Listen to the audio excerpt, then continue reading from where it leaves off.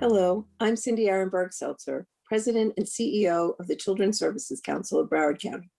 Welcome to another episode of Future First, Focus on Broward's Children. As you can see, due to COVID, we're still in our virtual environment, but I promise you that this episode will be no less informative. Today, we're going to revisit a subject we've discussed before, but which you might be surprised to know has been made worse by COVID-19, the accidental death and injury due to drowning of children ages 1 through 5. In this episode, we'll look at how and why COVID has made this a more dangerous time for our little ones, and what the drowning prevention system is doing to address these additional challenges. One of those ways is by bringing to your attention the dangers which exist when many children are at home with parents and caregivers who may be distracted by working remotely and multitasking, as so many of us are. Joining me to discuss how water safety remains a paramount issue for families with young children, now more than ever, are Jay Sanford, Senior Broward County Swim Central Program Manager, Vanessa Figueroa, Department of Health in Broward County Senior Health Educator for the Drowning Prevention Program, Alicia Alexander, Aquatic Supervisor, the City of Lauderhill, Lieutenant Giovanni Serrano, Training and Special Operations with the City of Fort Lauderdale Fire Rescue Ocean Rescue Division, and Stacey Hoaglund, President of the Autism Society of Florida. Welcome to all of you. Thank you for joining me for this very important segment. Thanks, Cindy. It's great to be here. Jay, let me start with you because Swim Central is kind of the overarching organization, which normally would be busy all year providing that water safety training for our little ones. Can you tell us what's been going on? Well, absolutely, Cindy. And COVID has kind of taken away our ability to put the number of kids in the water that we have generally every year. So every year we, through your sponsorship at CSC and our partnership with the school board, we're able to put about 25,000 kids in the water. And right now with the pools being closed and with focusing on social distancing and eliminating a lot of the direct contact that we have with the students, we're not able to do that. And so we're hopeful that the kids that missed it in the future during this time get to make it up later on as maybe first graders and second graders. But we're really kind of building a gap in the water safety education and the kids here in Broward County. And as you well know, and as the rest of the panel knows, swimming is a perishable skill. Until you get to the point where you're doing it every day and it becomes rote, knowing how to swim, knowing how to self-rescue becomes a perishable skill if they don't get a chance to practice, if they don't get a chance to do it every day. So we're a little bit locked out of the facilities. We do have a few that are open, but it's very tough right now, especially for the younger kids, as you mentioned, the 1 to 5s, because the parents are home. They may have a pool in the backyard, or there may be access to water. And while they're very vigilant in those after work times when they usually have the kids, they're there all the time. And unfortunately, that sometimes builds complacency. And so the parents, they're there, they're in their routine. And as you mentioned, they could be on a Zoom call, they could be doing work, and suddenly the child isn't where they left them. And if they have that uninterrupted access to water, then the child may find themselves in a bad situation. So we definitely don't want to see that happen. And that's where our leadership at the Department of Health, through our consortium of those that are addressing drowning prevention, come in. And Vanessa, I know you're spending a lot of time, if we can't get the kids in the water, as Jay is tasked to do, we've got to find other ways to make sure that families are getting information. So can you talk about what the task force is doing and what you're doing? Absolutely, absolutely. For starters, you're right, Cindy. We've tried to be extremely innovative with the new ways we're trying to get information out there. For starters, we've definitely used the platform of social media, whether it's posting a photo every single day with specific water safety tips, whether it's going live with our students to talk on different water safety tips so our students can go and educate their peers, anything like that we're trying to do. We've also been very, very busy with our SPUD club as well. Our SPUD club is with students and students in high school and middle school, SPUD meaning Students Preventing Unintentional Drownings. It has been a lot of fun joining them virtually as well. They are very great with doing things online already, so they've taught us a lot. If it's not Facebook, it's Instagram, and if it's not those two, it's definitely our website, watersmartbroward.org. That's gotten a lot of views now. That's just one of the things we do. We've gotten innovative with just doing presentations for anyone who would ask. If it's for young children to hospitals or even staff members, we're open to doing that too. I've done presentations in elementary schools as well, just as a guest speaker. Teachers are wanting guest speakers to educate students on anything, especially keep them entertained for sure. And for parents, that important tip of, just going back to a little bit of what Jay said, and one of the PSAs I know you did because I participated, is that water watcher, those eyes on the child all the time, which is very hard to do. Certainly important when you know the child is near water, always have a water watcher. Stacey, there are some particular issues that come up with children with special needs who tend to be attracted to water. Can you talk a little about that? Sure. Yes, there are many different challenges within the disability community when it comes to being able to stay safe, have access to swimming lessons. Many children who have disabilities, the parents have a hard time finding water safety instructors that may be specially trained or have experience in working with those children. So we spend a lot of time really reaching out to those water safety instructors to hopefully give them some of the skills that they need so that they're more comfortable and more willing and interested in bringing our kids into their pools so that they have access to the swimming lessons that they need. Particularly with children with autism, there is a well-established rate of 48% of children with autism wander from safety.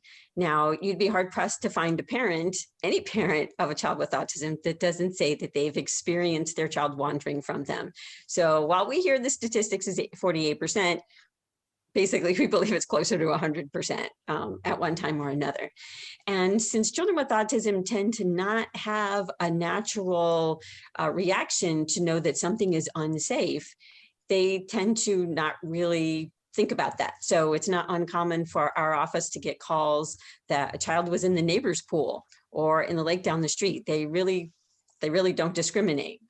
They love water. They have a draw to water.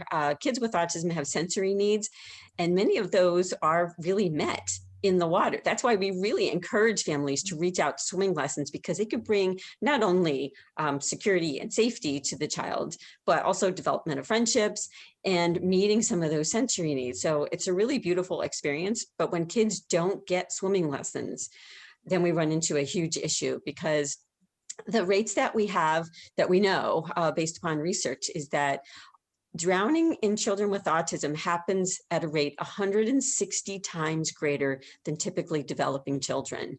And oftentimes when we look at, especially across the state of Florida, we're looking at our statistics and a little bit of the background of what precipitated losing children to drowning. Often what we see is the child wandered from safety, which is something that children with autism do. So a lot of times, like we've already heard, we find ourselves in these Zoom rooms where we're working from home, and we may not have the safeguards up that really prevent a child from exiting the home while we're otherwise engaged in something else. So we really stress for families to be able to have some of those safeguards in place, that there are people on this committee who are much more knowledgeable about that than I can speak to. But we really stress for our families to have those safeguards in place and not depend upon the child really thinking, oh, should I go out or shouldn't I? Because a lot of these kids, they just don't think that way. Well, and as parents, we think, oh, I'm here, so it should be okay. But we're busy. During COVID, we're busy with a lot of things. And even in normal times, there's a lot going on in a home. So you can't just rely on the fact that you're physically present. You need those layers of protection. Before I bring Alicia and Gio into the conversation, I'd like us to take a look at this PSA done by the Pediatric Angel Foundation that discusses the layers of protection.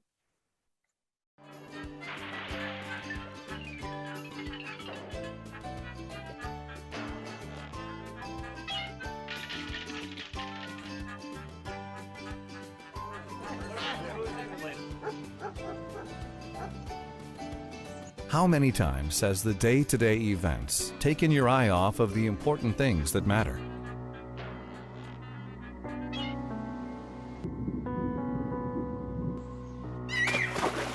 For every child who dies from drowning, 4 others are hospitalized and 3 suffer brain damage.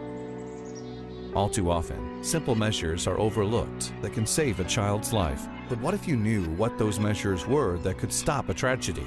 Simple, water-smart measures that can be the difference between life and something far scarier. Should a child disappear from sight, check the water first to be sure the child is not there. If you live with a pool on your property, you owe it to yourself to take whatever measures necessary to protect the ones you love. Being water-smart is the only way to go when children's lives are at stake. A primary line of defense is always a capable adult to make sure a child does not leave a safe area unsupervised. As a parent, be sure to assign a responsible adult in your absence to supervise your child. Be sure that exit points to the pool area have door alarms. Another line of defense is a pool fence, which would prevent a child's unattended curiosity from creating a tragedy everyone regrets. And ultimately, any supervising adult in the household should know how to administer CPR to a child should the unimaginable happen. To learn more about being water smart, go to watersmartbroward.org.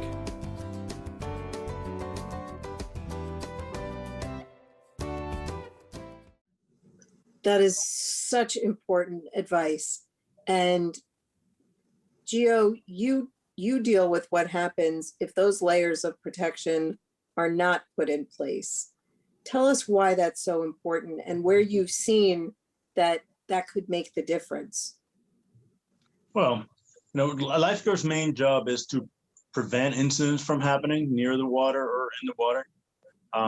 Unfortunately, we tend to go to places near the water to relax. And when we relax, we forget about everything.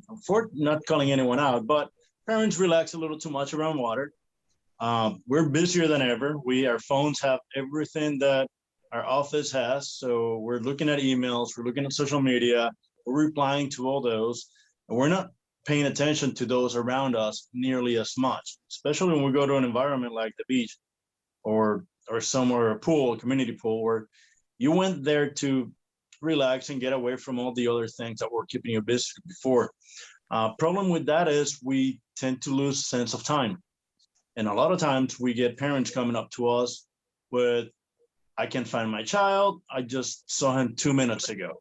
When in reality, it's been 25, 45 minutes. And in that time, a lot can happen. I mean, luckily for me anyway, I work in a beach with lifeguards that are constantly preventing things like that from happening or keeping kids from going in the water by themselves. It's a huge thing that we do daily, whether there's green flags and low hazard conditions or red flags and very high hazard conditions. Lifeguards are constantly keeping kids from going in the water by themselves because they need to always be supervised by an adult, and especially they're going to be in the water, be within arm's reach at all times. Kids don't know this. We try to instill it upon them when we used to go to schools. Nowadays, we're working with our partners to reach out to them via social media and other online platforms. But parents are the first and main line of defense when it comes to pediatric drownings. So important. You're going to keep hearing me, everybody, say multiple times, water watcher, because it is true. As parents, we go to the beach or the pool, we want to relax, we want to have fun, and you're entitled to that time. But make sure that someone at each point is responsible for keeping your eyes on the child. Take turns. Every 10 minutes, switch over, but someone has to be watching. Sorry, I get a little frantic about this. Alicia, the city of Lauderhill has made a commitment to this issue. Tell us about what you're doing in the city and how you try and prevent drowning. So normally outside of COVID, we do offer swim lessons. We do partner with Jay and Swim Central. We do Swim Central at all 3 of our pools normally, but because we aren't operating as normal, we don't have any swim lessons going on right now. We are not doing Swim Central right now. And right now it's just, for me, safety of me and my staff is paramount.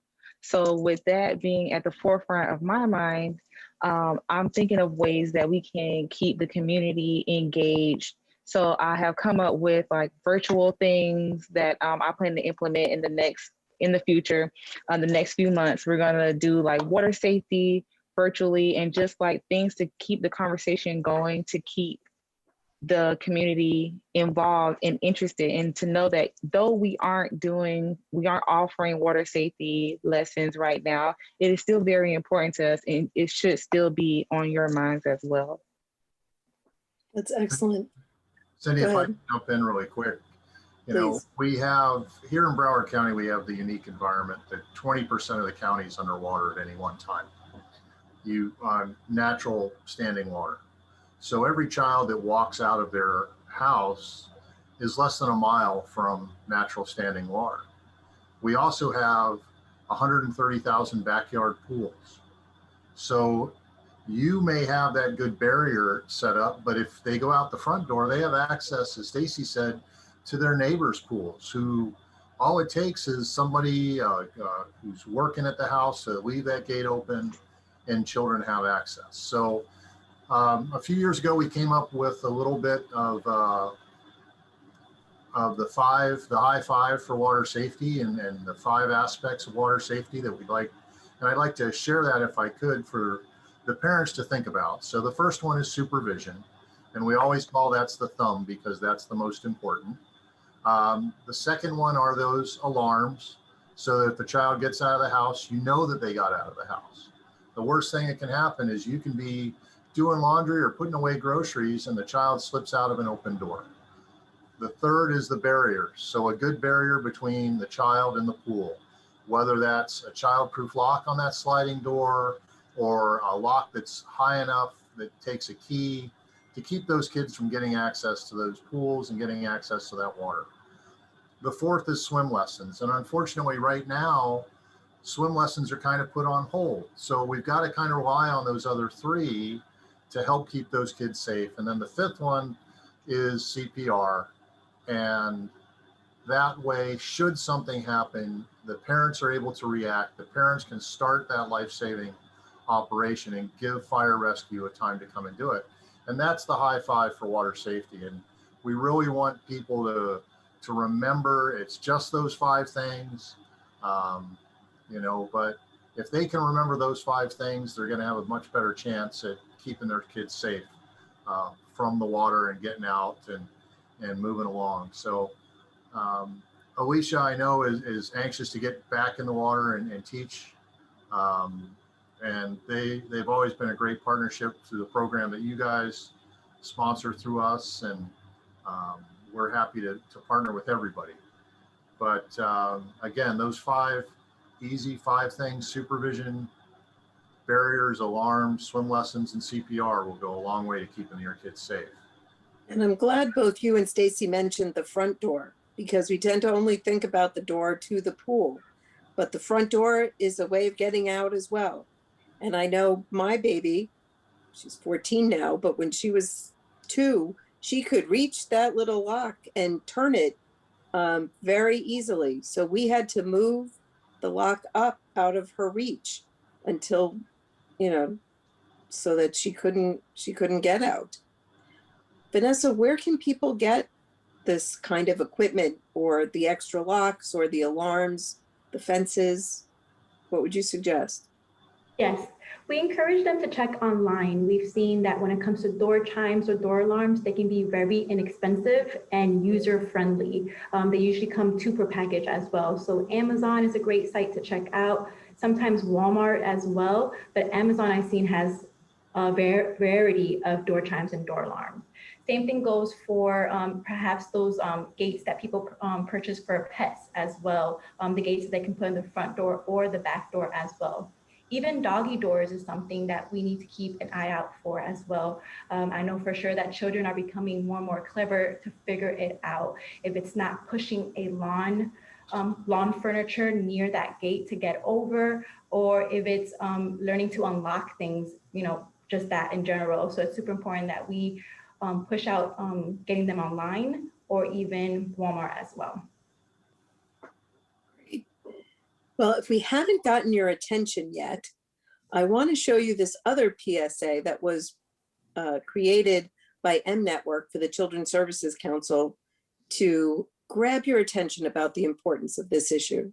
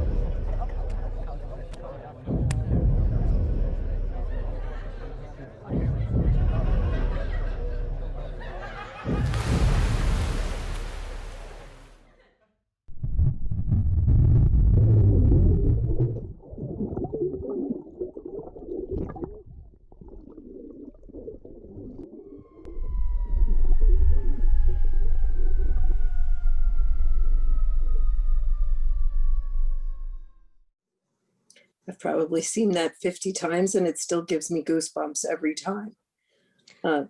Go, Stacey. Yeah. I was just going to say that the one thing that I think that families need to really carefully consider, and this is definitely found within the disability community and young children with disabilities, but there are many children who have the same, where they have a really hard time generalizing skills.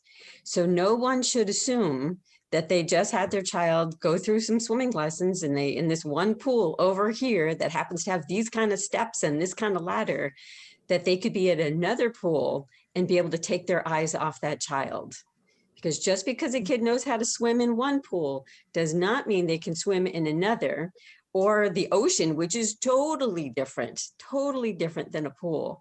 So I just always encourage families to don't let your guard down just because you have swimming lessons. Or within the disability community, some parents will have like tracking devices on them.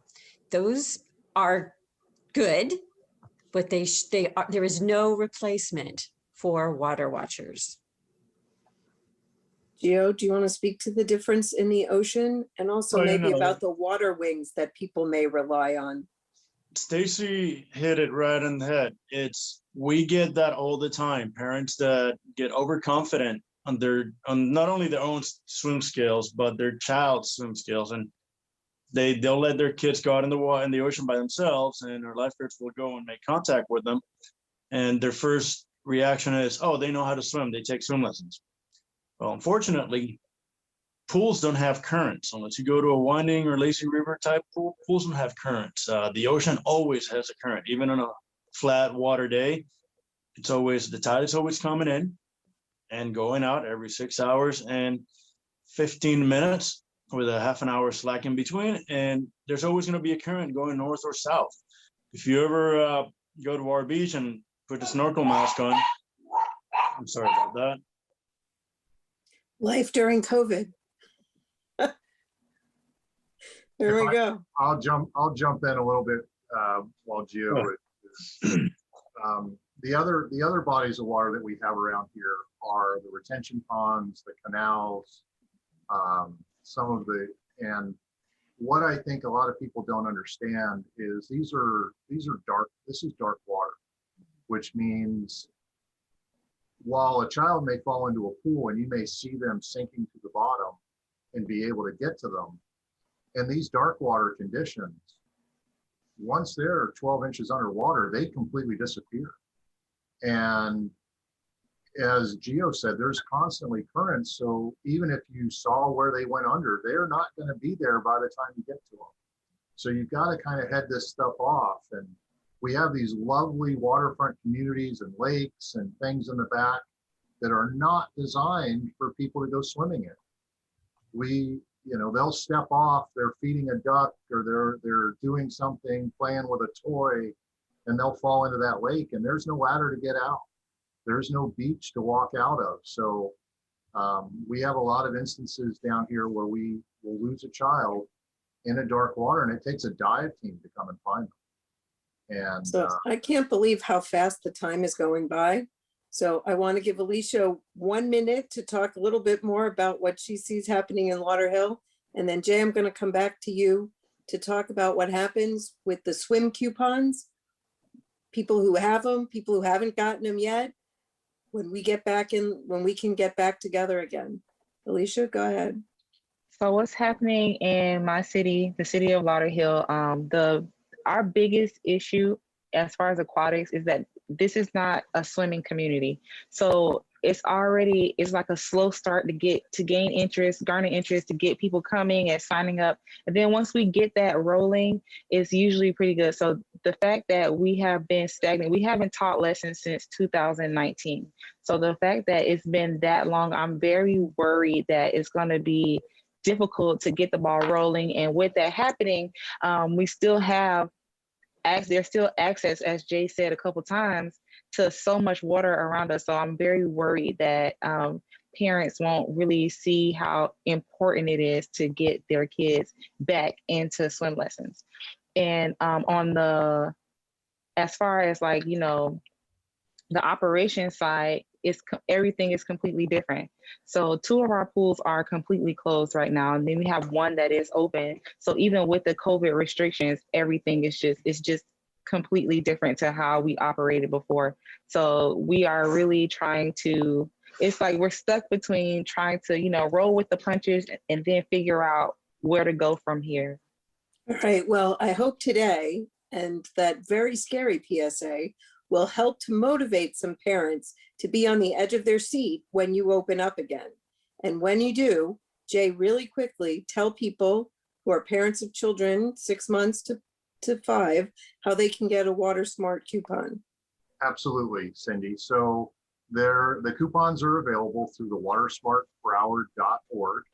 That's watersmartbroward.org. There's a link on the homepage to the swim coupon site.